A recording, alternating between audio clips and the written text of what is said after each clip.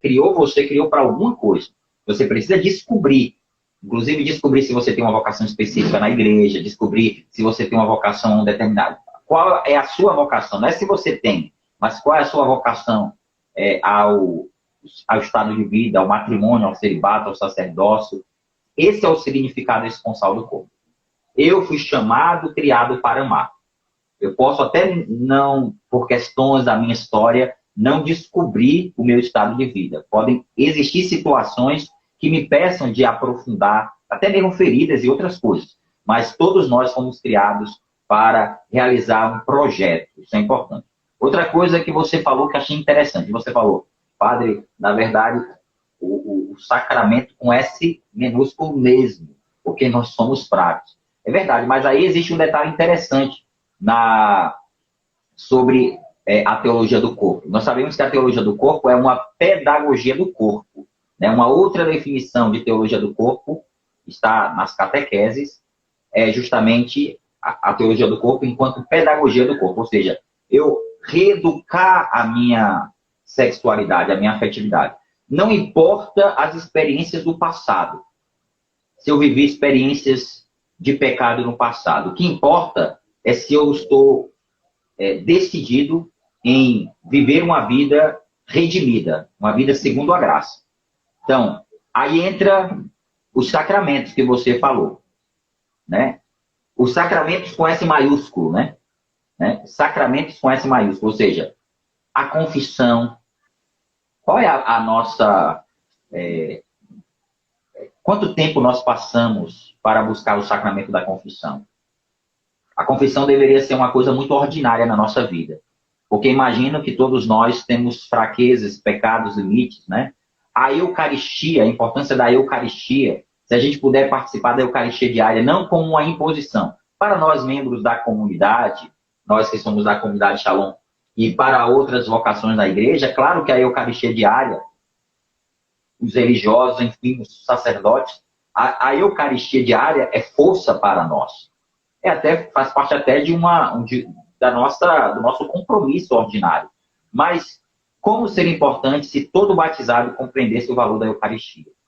Né? Nesse tempo mesmo de pandemia, muitas pessoas sofreram porque não puderam participar da Eucaristia. Como a gente, como sacerdote, deseja, nós sacerdotes desejamos que as pessoas agora, com a graça de Deus, que a pandemia está, a gente está conseguindo superar, iremos superar esse momento, que os católicos voltem para os sacramentos, porque quem dá força para vivermos uma vida de santidade são os sacramentos. Agora entro na resposta, à pergunta que você me fez agora sobre o pudor. Primeiro, as ideologias, elas só determinam quem se deixam determinar por elas, né?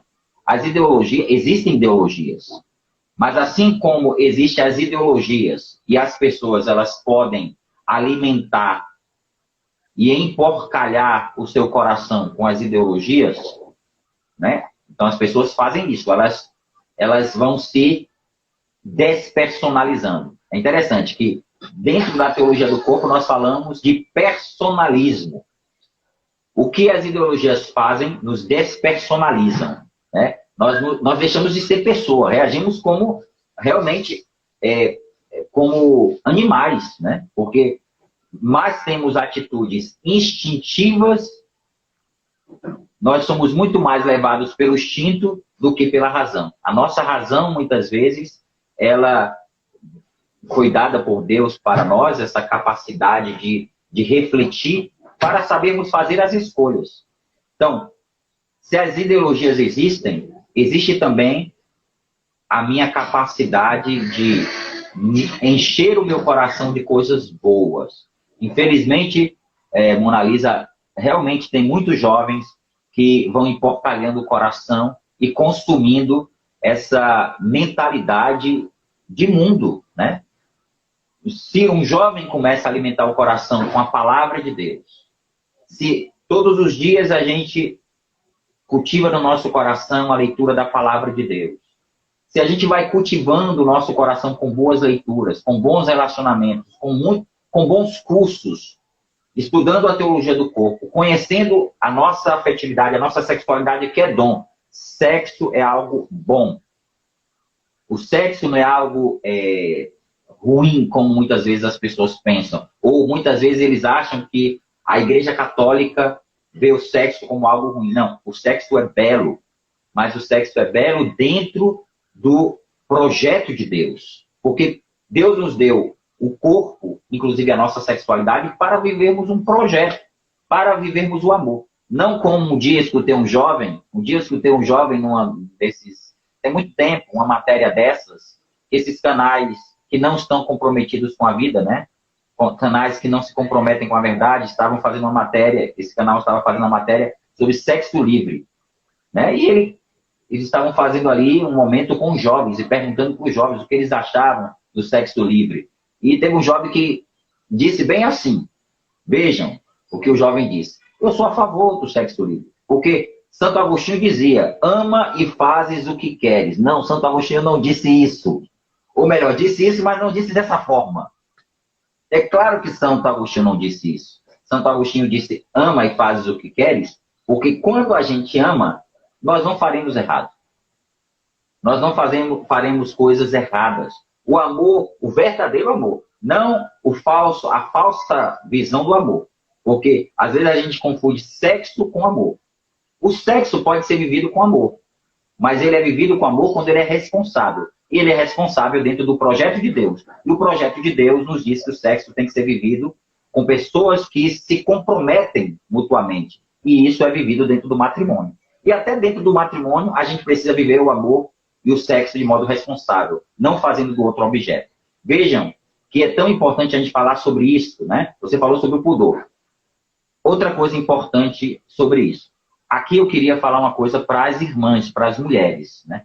Como é bonito quando a gente vê mulheres que realmente reconhecem o valor do seu corpo. E elas sabem se vestir porque reconhecem a sacralidade do corpo. Então, castidade tem a ver com tudo isso. Às vezes a gente diz assim, não, eu me visto assim, mas eu não vou ceder o meu corpo para qualquer pessoa. Eu não estou falando sobre isso. Eu estou falando que castidade tem a ver com como eu visto, como eu me visto. Castidade tem a ver com o que eu escuto. Castidade tem a ver com o que eu vejo. Castidade tem a ver com como eu me alimento. Castidade tem a ver com a nossa vida de modo geral. Ou seja, eu serei casto, eu viverei o pudor se eu sei viver cada realidade como essa, de uma roupa que eu me visto, ou dos relacionamentos, como eu me relaciono com as pessoas. Tudo isso tem a ver com castidade, tudo isso, e a mulher, quando ela reconhece o valor do seu corpo, estou falando aqui mulher, mas os homens também, né? Quando a gente tem o valor do nosso corpo, a gente não vai deixar o nosso corpo exposto para ser objeto de desejo dos outros.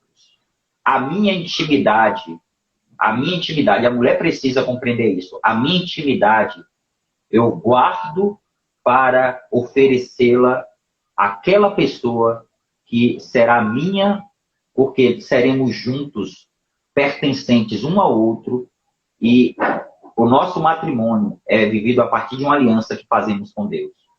Então, tudo vivido dentro do projeto de Deus é maravilhoso. O sexo é maravilhoso dentro do projeto de Deus. O nosso corpo vivido, reconhecendo o valor, e nós sabemos muito bem disso, somos templos do Espírito Santo. Eu vou colocar o meu corpo, eu vou viver o meu corpo. Isso também está nas Sagradas Escrituras. Eu vou usar o meu corpo para se unir a uma prostituta. É um exemplo que as Sagradas Escrituras dão. Eu vou ferir o valor do meu corpo. Eu vou usar o meu corpo para coisificar, objetivar os outros. Vou ali ter um prazer momentâneo e pronto. Não, o meu corpo não foi feito para isso. Então, sexualidade, viver um processo de educação. E isso é possível, Mona Lisa. É muito possível a gente viver um processo de redenção do corpo. Tem muitas pessoas que viveram situações de profundas feridas, de relacionamentos abusivos, de relacionamentos sem castidade, que feriram profundamente o coração e que jovens que perderam realmente aquilo deveria ser um valor, que é a virgindade. Mas eu quero dizer, se foi perdida a virgindade, né, do corpo, é possível viver, né, e viver esse processo de revirginização do coração. Ter um coração revirginizado pela graça de Deus, onde eu olho para o outro e não vejo o outro como um objeto. Um objeto, imagine. Saibam, e as mulheres precisam compreender isso. As mulheres precisam compreender que o corpo da mulher atrai o olhar do homem. É natural que o homem é visionário, o homem é visão, né? O homem tem um olhar, o olhar do homem, muitas vezes, ele se atrai, ele é atraído para o corpo da mulher. É a tendência. Inclusive, eu estou pensando em fazer um corpo, estou pensando em fazer um curso, falei aqui do corpo, né? Mas estou falando de teologia do corpo, às vezes a gente até atrapalha um pouco, né? Estou aqui pensando em fazer um curso sobre as tendências sexuais, porque eu acho que é muito importante a gente compreender isso. Às vezes o jovem fica naquela coisa, meu padre, eu pequei porque eu olhei para uma mulher, e eu feri a minha castidade. Mas como é que foi isso? Então, às vezes, o jovem precisa compreender o seguinte, que naturalmente o homem vai olhar para uma mulher, mas como você olhou para ela? Então, você reconhece a beleza dela, ela é bela, mas você, além de ver a beleza dela, você quer simplesmente usar o corpo dela, compreender isso. A tendência vai existir. O homem vai se atrair pela mulher.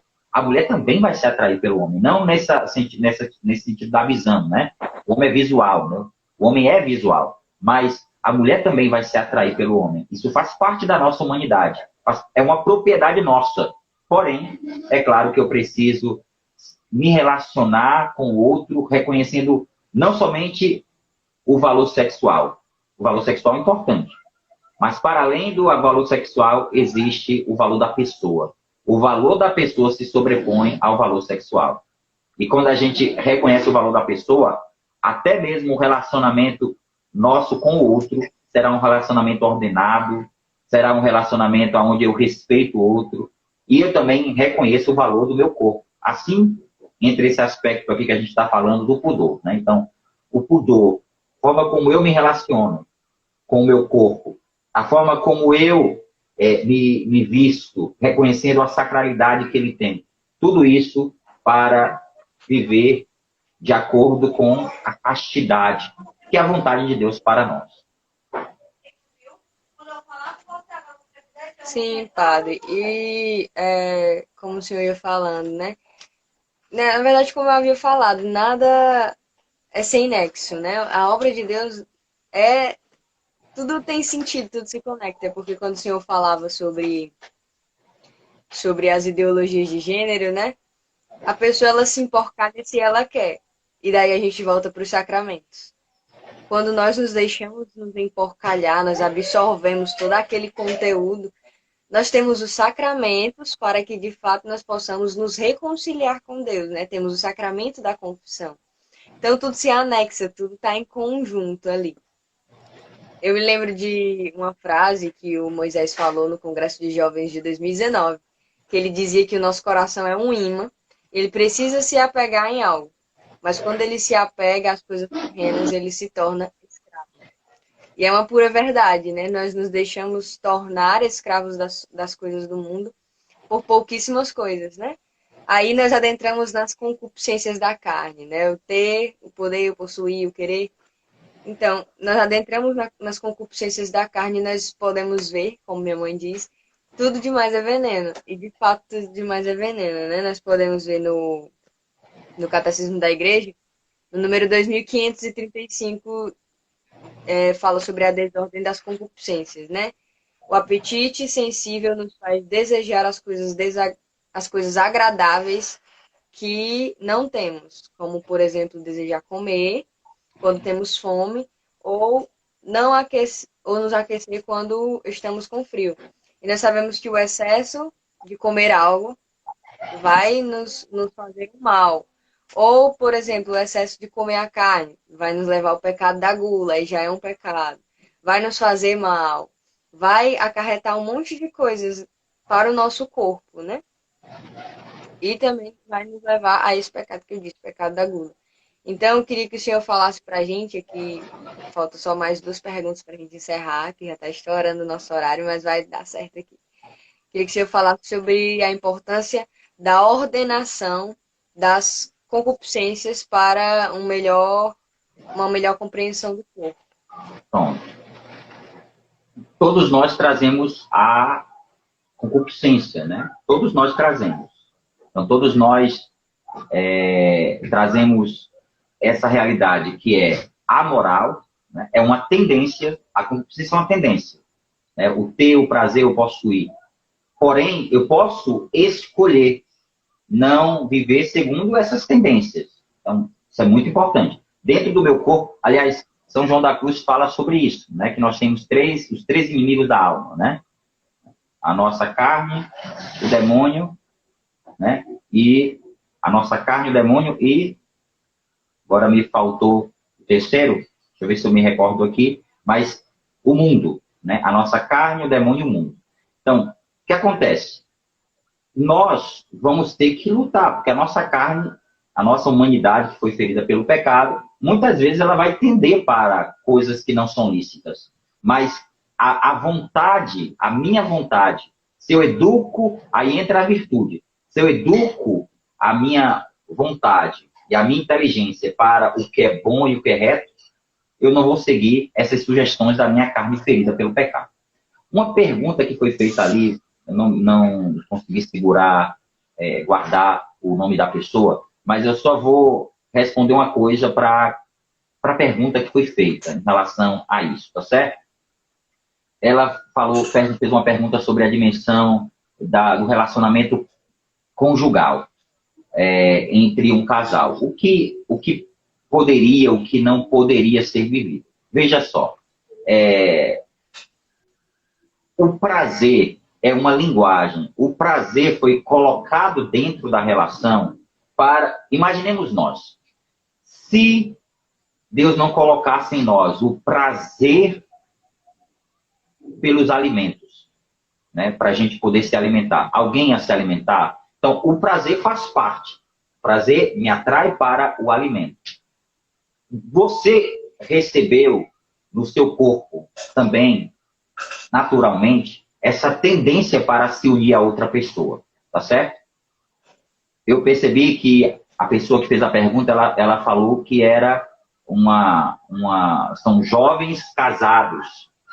Olha, dentro da vida conjugal de vocês podem viver o sexo dentro daquilo que é lícito. Pense no que é lícito. Agora, vamos lembrar que a gente não pode viver um relacionamento sexual como objetivo de simplesmente extrair prazer do outro.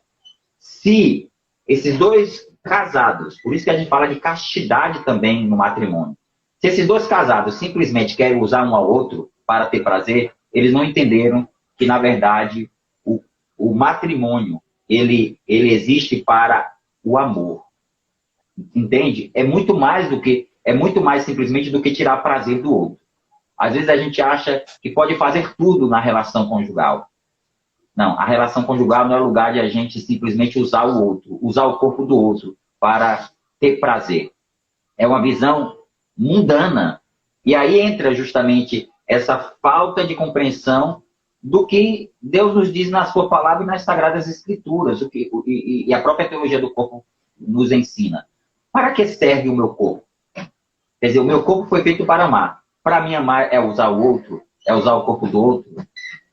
Então, se a gente muitas vezes acha que amar o outro é fazer sexo anal com ele, amar o outro é fazer sexo oral com ele, amar o outro é usar o corpo do outro para receber e dar prazer, nesse aspecto, a gente não entendeu o que é amar.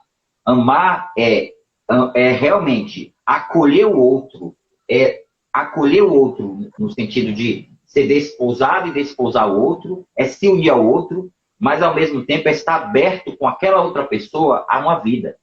Imaginemos que muitas vezes tem relações conjugais que são completamente fechadas à vida, porque as pessoas estão somente preocupadas no seu prazer. É o egoísmo. Aquela relação tem que ser uma relação egoísta para ela. Ela precisa, na verdade, preencher como se, na verdade, o sexo fosse capaz de preencher o vazio do coração do homem. E não é bem isso que acontece. Então, a gente precisa estar muito atento a isso. Então, a igreja não ensina que existe não ensina uma forma de se unir na relação conjugal. O que a igreja ensina é que essa relação precisa ser uma relação onde o corpo se une, né? O genital masculino com o genital feminino se unem, e ali, dessa relação conjugal, aberta à vida, totalmente disponível de oferta do corpo. Essa relação, ela gera uma entrega total do ser. Como ela vai acontecer? Aí, claro, os casais precisam estar cientes do que ensina a moral. Não é ensina simplesmente a igreja, mas ensina a moral. Porque para que serve para que serve outras partes do nosso corpo? O genital serve para uma abertura, para se unir ao outro e para gerar vida. Mas tem outras partes do nosso corpo que têm outras finalidades. Então a gente não pode pensar que podemos viver a sexualidade de qualquer jeito e o que importa, o que nós vivemos entre quatro paredes somente diz respeito a nós. Não, isso fere a castidade conjugal. E fere, inclusive, a dignidade da mulher. Quem mais se fere nesse tipo de relação são as mulheres. Porque muitas vezes, muitos homens querem trazer para a relação sexual do matrimônio aquilo que, talvez, as feridas de relacionamentos de pecado, as feridas a partir do contato com pornografia, entende? Então, a gente precisa estar muito atento a isso, para que a relação, ela seja uma relação de amor, não de egoísmo. Tá certo? Sim. Aí o Senhor responde sobre a ordenação das concupiscências para a compreensão do corpo. Pronto. Então, nós estamos vivendo um processo de redenção do nosso corpo. Então, é claro que, como eu estava dizendo, a concupiscência vai sempre, o estímulo vai existir. O estímulo vai existir. Porém, nós não somos os estímulos. Nós somos muito mais do que qualquer estímulo que venha ao nosso corpo. Tem um estímulo, um exemplo. Eu sou padre, mas graças a Deus sou homem. E porque sou homem, sou sacerdote. Deus me deu todas as potências que deu a um homem. Graças a Deus, eu sou homem. Tenho todas as potências para me unir com uma pessoa. Porém, tudo isso, Deus me chama como celibatário a oferecer. Não significa com isso que dentro de mim não existe a tendência a me unir a uma mulher. Existe isso, mas é claro que eu sou livre para viver a castidade, a santidade. Por isso que quem me determina, não são as tendências feridas pelo pecado. Assim como o jovem. O jovem tem dentro dele a energia sexual muito forte, muito efervescente, né? No jovem é muito forte isso. É natural, faz parte da idade. Só que qual é a questão? O jovem tem que entender que ele pode fazer com que toda essa energia seja vivida no amor, seja ofertada ao outro, seja dom para o outro. Quem disse que eu só vou viver, eu vou usar essa energia, eu fui criado para usar essa energia simplesmente na dimensão sexual afetiva. Eu posso amar o outro, eu posso, através daquela energia, eu posso canalizar para o bem das pessoas. Então, assim você vive a castidade, assim você não é levado. A concupiscência, como eu disse, ela é amoral. Ela não nos determina. Ela não me determina, ela não te determina. Ela não determina aqueles que estão acompanhando agora a nossa live. Ela não determina ninguém. Porém, ela sim pode oferecer para nós situações que a gente pode dizer? Porque eu creio, eu sou capaz de renunciar. Renunciar ao poder, ao prazer e ao possuir. Não viver em função disso. Não viver em função do poder, de ter poder. Não viver em função do possuir, de viver por trabalho, por trabalho, por trabalho, por trabalho, e o coração vazio, sem relações, sem amizades, sem contatos com os outros. Viver por trabalho. Não foi isso. Deus não nos criou para isso. Nem muito menos viver por prazer. Sinto o desejo sexual, não sou capaz de vivê-lo de modo equilibrado e ordenado. Volto a dizer, todo homem precisa tem, na verdade, a liberdade e tem vontade. Eu preciso ser senhor de mim mesmo para oferecer. E é por isso que sou sacerdote. Sendo senhor de mim mesmo, eu sou capaz de oferecer a minha vida a Deus para que, através do meu sacerdócio, eu possa amar a todos. Não amar uma pessoa, mas amar a todos. Entende? Indistintamente, amar a todos. Então, é muito importante a gente compreender isso. Concupiscência é tendência. Mas nós não somos como animais. Os animais são diferentes, né? O animal é instintivo. O animal, ele, no momento do estímulo, ele vai ali, né, viver o coito, porque existe um estímulo. Mas não é assim conosco, porque nós somos razão, nós somos capazes de compreender que aquele ato fere a nossa dignidade, é contrário à nossa dignidade, é moralmente inaceitável, entende? Entrou agora a Dulce Malheiro, que é uma grande amiga minha.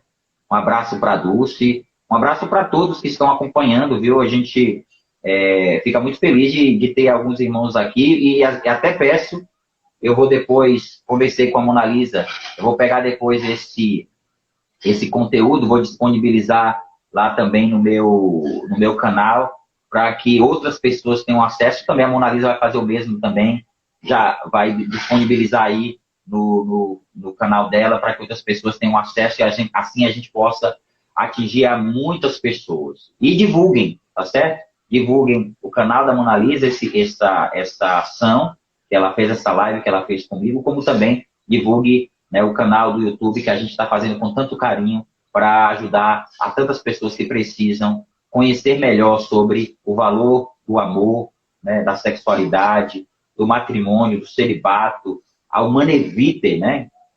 Tanta coisa, tanta riqueza que a gente tem para aprofundar, né, sobre a teologia do corpo, que não tem como a gente esgotar em uma live como essa. Sim, com certeza. E aí, para a gente fechar com chave de ouro, a última pergunta aqui para o senhor responder, e daí a gente já encerra. De que maneira que nós, jovens, podemos sustentar a pobreza de coração, a radicalidade evangélica e a parresia, né, no meio do caos que o mundo vive, e também em meio a tantos outros jovens que se encontram chagados pelas falsas influências. Então, é uma pergunta que nos abre para outras coisas, além da teologia do corpo, né? Mas, assim, eu queria dizer que realmente são jovens, os jovens que foram alcançados pelo amor de Deus, os jovens que foram alvos do amor de Deus, eles devem anunciar Jesus para os outros, né? São vocês são os primeiros, né? A parresia, como você falou, que é a ousadia, né? Aquilo que São Paulo tinha com tanta intensidade no coração, que o fez, né, fundar tantas comunidades cristãs, que fez com que os apóstolos saíssem para evangelizar. Ao mesmo tempo, uma outra palavra que tem muito a ver com a paixão, com o amor, com a caridade do coração, que nos leva a sair de nós mesmos, né? A pleroforia, né? Que é essa experiência tão forte dentro do nosso coração que a gente não consegue conter, né? A gente não consegue conter. A gente é tão apaixonado por Deus que a gente quer que os outros sejam. E deve ser assim os jovens. São vocês, e fico muito feliz de você, Mona Lisa, ter a iniciativa de ter me convidado para participar dessa live, porque você também está se comprometendo com a evangelização, e como é importante que todos os jovens entrem nessa missão de evangelizar. Quem sabe evangelizar jovens são os jovens. quem tem a palavra certa, quem tem a sensibilidade, que tem a sabedoria, são vocês. Então, a gente quer se unir a vocês nessa evangelização.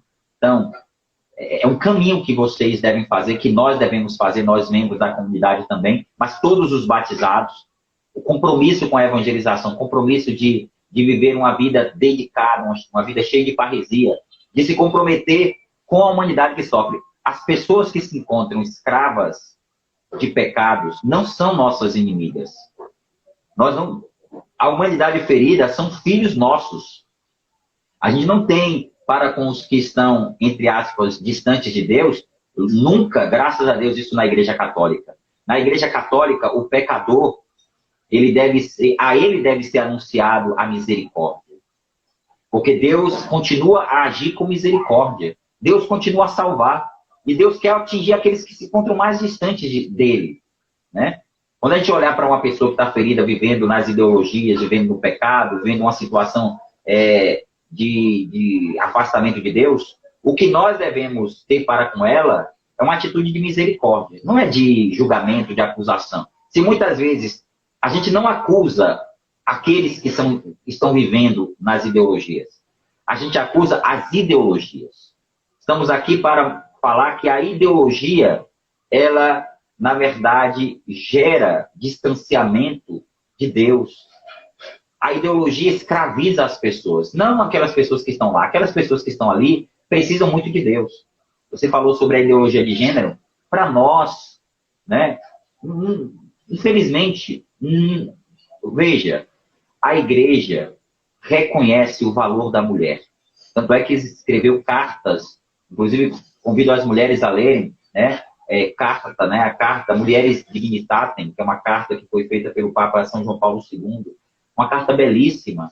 Então, as mulheres têm um papel fundamental na sociedade, como os homens também têm. Nós não podemos criar uma rivalidade entre eles. Entende? Porque os dois têm a mesma dignidade. E o que a ideologia de gênero quer fazer é fazer com que a mulher se sobreponha ao homem. Não. Nem mulher se sobrepor ao homem, nem homem se sobrepor à mulher. O valor dos dois, a dignidade de ambos. Os dois são belos, foram criados por Deus, têm a mesma dignidade, o mesmo valor. Não podemos tentar aqui criar uma relação de discórdia, de briga. Não existe isso. Não existe isso. Então, precisamos pedir essa graça, né? Eu peço essa graça, na verdade. E convido você também e a todos que participam conosco a pedir a graça a Deus de juntos nos comprometermos com essa reevangelização. Realmente, precisamos viver um novo processo de evangelização, uma reevangelização. E a teologia do corpo é resposta para isso. Inclusive, a nova evangelização tem a ver, a nova evangelização tem a ver com a teologia do corpo. Vamos propor aos jovens a teologia do corpo, vamos propor às pessoas que nós conhecemos, aqueles que se encontram distantes de Deus, para que a gente reconheça o valor e a dignidade do nosso corpo, portanto, o valor e a dignidade.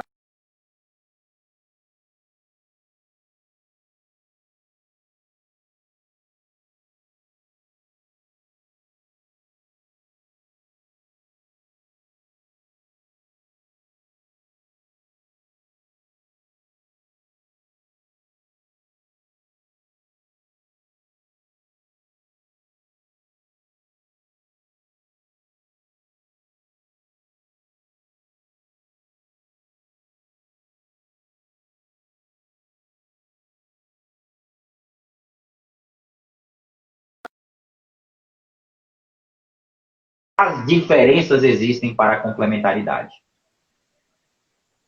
Então, Deus abençoe a todos, né? Sim, tinha dado uma caída aqui, padre. Tinha dado um problema aqui na internet, na conexão, mas deu certo, graças a Deus. Pronto. Então, eu queria agradecer ao padre Cledson, né, que se disponibilizou e se prontificou a estar aqui, a participar dessa live. E que esse conteúdo de teologia do corpo, né? Que não só esse conteúdo, mas tantos outros conteúdos voltados para os jovens, chegue de fato ao coração desses jovens, né? E toque, penetre, que eles sejam misericordiados pela graça de Deus por meio da nossa vida, né? Da nossa evangelização. Então, muito obrigada, Padre Clédson. Eu queria rezar uma Ave Maria junto com todo mundo que está aqui na live, rezar uma Ave Maria pelo Senhor, pela sua missão, pela missão aí de Belém também, e pedir que o Senhor seja cada vez mais impulsionado, né, a ser santo, impulsionado cada vez mais a essa parresia, a essa evangelização, né, a ir ao encontro dos jovens. E a sua vocação, né, o seu sacerdócio nos aponta ao céu. Tá bom? Então vamos rezar a Ave Maria pelo Padre Clédson e por sua missão e vocação.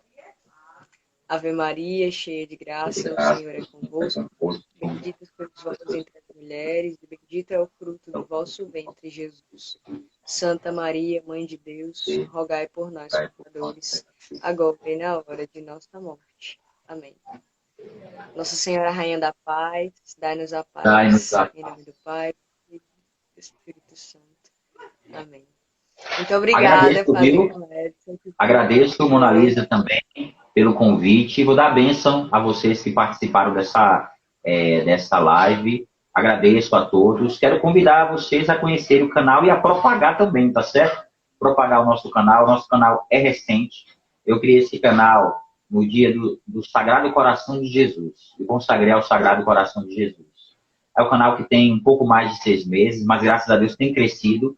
E quanto mais pessoas, quanto mais a gente divulgar, mais pessoas vão ter o conhecimento do canal. Então, convido você a conhecer o nosso canal Padre Clédson Reis, no YouTube, tá certo? Temos também grupos no Telegram. Depois eu vou passar para a Mona Lisa, ela pode encaminhar também. Grupos no Telegram para jovens e solteiros, para noivos e casados e para consagrados e religiosos. São 3 grupos separados para que a gente possa aprofundar sobre esses temas. E também os podcasts, né? Eu estou tratando agora nos podcasts do primeiro ciclo. Então, se você quer aprofundar o tema da teologia do corpo, eu vou falar sobre todas as catequeses, as 129 catequeses. Então, é um caminho, é um percurso longo, viu? Então, inclusive, é um podcast que será feito por temporadas. Então, estou agora na 2ª temporada. Convido você a conhecer também o nosso podcast, tá certo? Então, vamos receber a bênção do Senhor. Agradeço a todos. Tenham uma boa noite também, todos os que participaram conosco. O Senhor esteja convosco.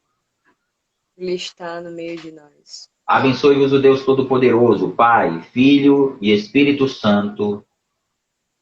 Amém. Deus abençoe a todos. Shalom. Deus abençoe. Shalom.